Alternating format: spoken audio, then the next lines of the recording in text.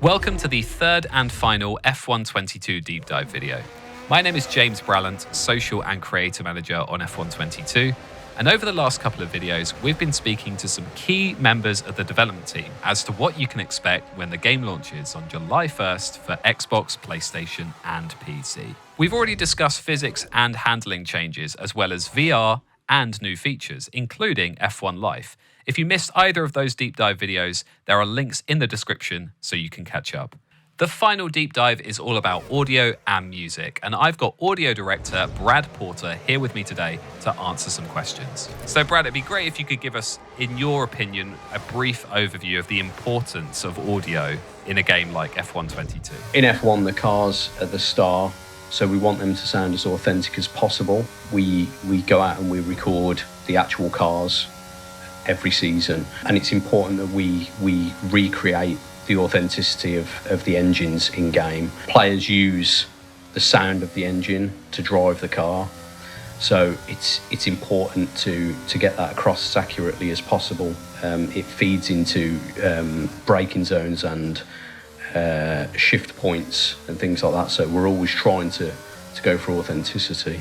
How far do you think has audio come in the last few years when it comes to actually portraying that in a game like F1 22? Obviously, with the new generation of consoles, there's been some significant changes.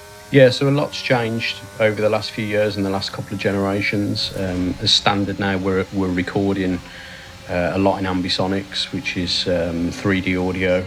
We've also updated a lot of our equipment. We've updated the studio. The audio team's almost doubled in size, and we've also formed a lot closer bonds with teams over the years. So we work really closely with several teams on the grid now, and we've updated our mics and our mic techniques over the years to enable us to more accurately represent the broadcast audio. And in terms of tech, I mean, we've obviously got a lot more memory as the generations have gone on, so we're able to include a lot more assets, a lot higher fidelity assets, a lot more 3D audio than we would before. There's a lot of detail in the assets now, and the kinds of assets that we use and what we recreate, it's got a lot more advanced over the last, 5 to 10 years. So you talked a little bit about recording Formula One car audio. How does that process go? Well, again, we aim to recreate the broadcast as closely as possible. So we work with several different teams on the grid. We go to pre-season tests every year, and we mic up the cars and we record everything over several days. So we're looking for everything really from, the garage ambience, the paddock ambience, any kind of audio within the garages, onboards, trackside pass-bys. We're grabbing as much content as we can. So in terms of the actual TV broadcast recordings, we have to record that ourselves, but we try and replicate that as closely as possible. So we've worked with FOM over the years to see how they're recording the cars for TV. We use very similar spec mics, although we have to sort of do some bespoke work on the mics, the same as FOM do as well. We stick our mics in almost identical positions to FOM. So yeah, it's just about working with the teams really, and trying to get everything set up in the same way that the broadcast audio is set up.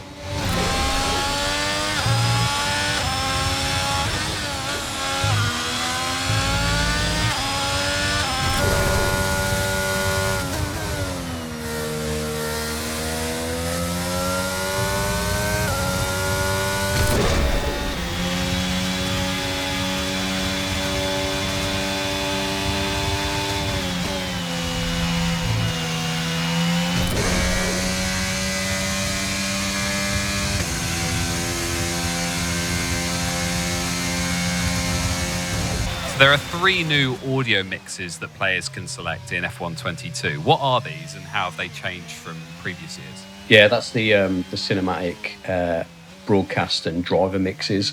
So we kind of started this work in the previous game, but we've expanded it a lot this year. So in 21, you were able to turn on an impulse response, which was basically, it modelled the inside of a driver's helmet to more accurately reflect how a driver would hear the car. So we've built upon that this year by including it in its own mix, and with that we've been able to make certain changes. So not only are we just turning on this impulse response now, that we're actually mixing the game differently if you've got it on driver.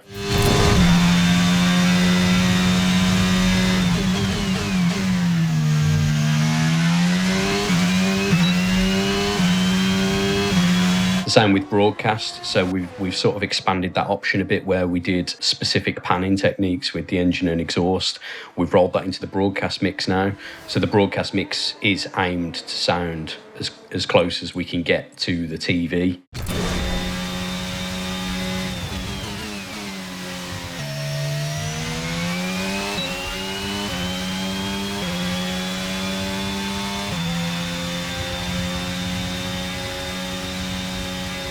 And then with cinematic, that's more of our classic mix, but we've expanded that out as well. So it's larger than life now. And again, because these are 3 bespoke mixes, we've been able to take a few liberties with cinematic. So you perhaps hear things you shouldn't normally hear on broadcast, or if you were a driver. So things like the crowd and the music and things like that would cut through a lot more than the other mixes.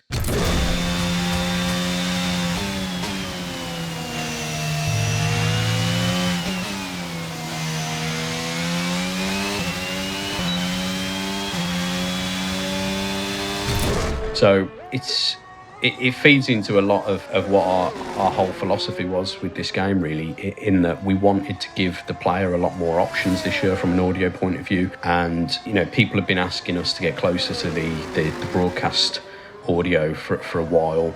The driver impulse response that we added went down quite well after we released 21, so it was really important for us to kind of expand these options out and let people play with the mix a bit more than what we previously offered. Now, can you talk a bit about the changes made to commentators and pundits in this year's game? The first obvious one you'll notice is Natalie Pinkham's now a co-commentator as well, and she's at several races throughout the season.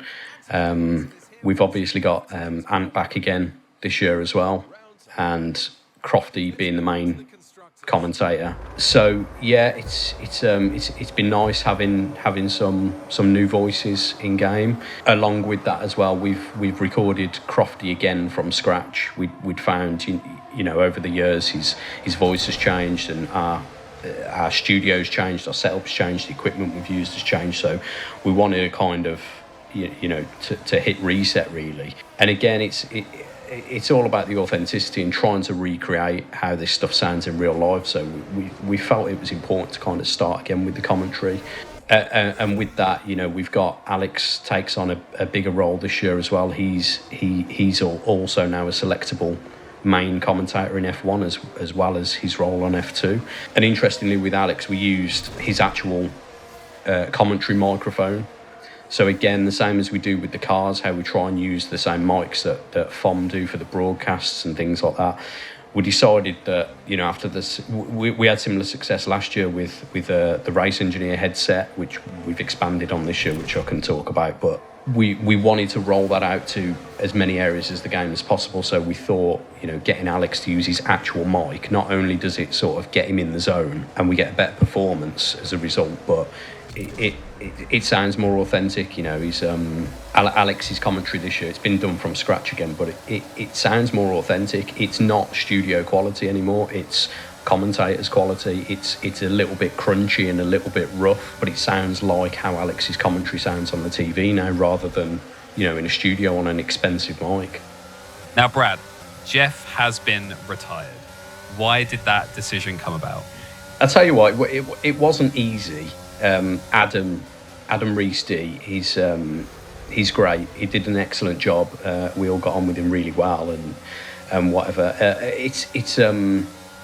He's been in the game for sort of a decade now, and he was well loved. He became a bit of a meme at times, I think it just felt right to freshen the game up, especially with everything else we were doing with the, starting again with the commentary, re-recording everybody from scratch, and there'd been talk of re-recording all of the race engineer lines with a headset. And internally, a few other departments were talking about it, the game designers, and it kind of just felt right to start looking at options for a nice way to freshen the game up. And for those of you who don't know, Mark Priestley has been chosen as the new in-game engineer. So how did that decision come about? We started talking about who would be right for this role. Mark was actually our first choice. The credit for that is Lee Mather. I think he was already in contact with Mark anyway. He knew Mark. So as soon as he suggested him, I think everybody really liked the idea. We got Mark in. And yeah, it went from there really. We actually started off with to steal a bit of music parlance. We started off having a jam with Mark, so we got him into the studio just for a chat really, just to see how he felt about doing the role. That wasn't actually his role in F1, although he knows those kind of roles quite well. So we thought we'd get him in, we'd see how he feels about it. We'd stick the headset on him, which he was obviously used to wearing for extended periods of time anyway from his job. And we just got him to read some lines and comment on the script and see what he thought, and it went from there. And from what I understand, he was recorded using an F1 grade headset as well. So you can talk a bit about that and that process? Yeah, again, I mean, this comes back to this authenticity again, and trying to replicate everything we can from an audio point of view about the real world sport. So this started off, I'd noticed when I was working with various teams that there were headsets in use in the garages, and I started talking to one of the guys who maintains the headsets for one of the teams, and I just asked him about it and if we could get hold of one and all that kind of stuff. So I ended up ringing the company up and ordering one of the headsets so we could give it a go and see if we could improve our race engineer VO that way. So we ordered one. We used it in the cutscenes last year as a bit of a test bed. So all the main engineer VO in the game last year was still in the studio and then post-processed. So the cutscenes in 21 were a bit of a test bed, really. Yeah, we got this headset and we loved using it. So we decided that we'd record all the engineer VO again from scratch. And yeah, it's turned out great, really. So moving on to music now, for the first time we are treated to a licensed audio track list in the game. That's a really big deal. Yeah, it's it's obviously something a lot of EA Sports games already do, and actually the timing was just perfect, because we get again a bit like some of the speech ideas that we'd had. We've been batting around this idea for several years really, and we were always quite keen to keep our bespoke music in game as well. So it was something we talked about for years, but we just never quite had the resource to do it. When we became part of EA Sports, it was naturally one of the first things we looked into doing. It's taken a long time. EA have a department specifically there to curate music in various games. So we worked with them, and they took a lot of the pressure off us, because they were able to trawl through hundreds or thousands of pieces of music, send us back a selection of music based on the criteria that we'd given them. So we worked really closely with them actually over the course of about 6 months. A lot of back and forth of us talking about our ideas and what we wanted to achieve. Yeah, and it's worked out really well. Now, I've been lucky enough to have access to this playlist of artists, songs and regions before the game has been released, and I can tell you for one thing, I've been having a lot of these songs on repeat over and over again when I'm working and outside of work as well. Obviously a very dance and electric feel to this playlist, so is that what makes this differ compared to the likes of other EA Sports titles? Yeah, again, I suppose it was really useful working with EA Music. They curate the playlists with the input of the other teams as well. So they're very conscious about us not stepping on the toes of other EA Sports games. But right from the start, we wanted something that felt like F1. I've been saying this all the way through, but again, for me, it's all about authenticity, and it's even about, I like to recreate things that maybe fans don't even know about. So, we have like a lot of garage Easter eggs and things like that with engineers talking and, stuff that fans might not know. And the music is another one of those. Like, we've been in so many garages now over the years that we've been working on the games that we've listened to the kinds of music during pack down that a lot of the teams play. And we also feel like with F1 being this slick high-tech sport, and everything's polished and precise, we felt that sort of the sort of production quality that we've got in sort of modern dancey sort of chart music fits that really well. It's the same kind of process. So it was an obvious choice for us, and then we worked closely with EA Music to just make sure that there wasn't any kind of crossover. There'll be similar artists across different games, but we wanted to carve out our own sort of area for F1 that felt distinctive from, FIFA and NHL. And how is music used in-game? Yeah, it's been fun. We've had to rip out the old system from a tech point of view and rebuild it, basically. We felt, as I mentioned, it was really important to keep the bespoke music in as well, so we've still got Ian and Mick Tech in the game this year with brand new pieces of music. And the way that the music is used now in game, it's instead of really being something more in the front end, it kind of weaves itself in and out of the game now. We felt we were able to do that easier with licensed music than we were with Ian's more sort of classical approach or Mick Tech's ambient bed. It didn't, sometimes that style of music doesn't really feel like it fits in some areas of the game. With licensed music, we've got a lot more scope. For example, as well as the music being heard in the menus, we have music in the sort of career hub areas now, and you'll hear it when you're in sessions on some occasions. So, for example, in time trial, you'll hear the licensed music coming out the tannoy at certain points. As you're driving around the circuit, you'll be able to identify where the tannoy is because you'll be hearing the music come out of it. So there's a lot of different areas like that, and again, there's a lot of choice there. This year, we were very conscious that there might be people who do prefer the old music. We're also very conscious of streamers as well. So it was important for us to be able to completely disable this music. So if you want to play the game with Ian and Mick Tech's music, and we've created some bespoke replay music as well, you can turn all that on. Whether it's because you like it or because you want to stream and you don't want like a copyright strike, that feature's there. Or you can enjoy the soundtrack, and it feels like part of the world now, because as well as the front end, you'll transition into a session and then you'll hear it coming out the tannoy and stuff like that. So it's been really involved, but I think it's worked out really well. So other than what we've talked about so far, are there any other changes that you'd like to mention for players to keep an ear out for? Again, I think this year, like, one of our big goals was just flexibility and accessibility, really. We wanted to give players more options than what we'd perhaps done in the past from an audio point of view. So you'll find that there's a lot more control now. Again, accessibility is something that we really want to start to push in our games, from not just from an audio side. I think it's happening from all areas in the game, really. But we've done a mono mix this year.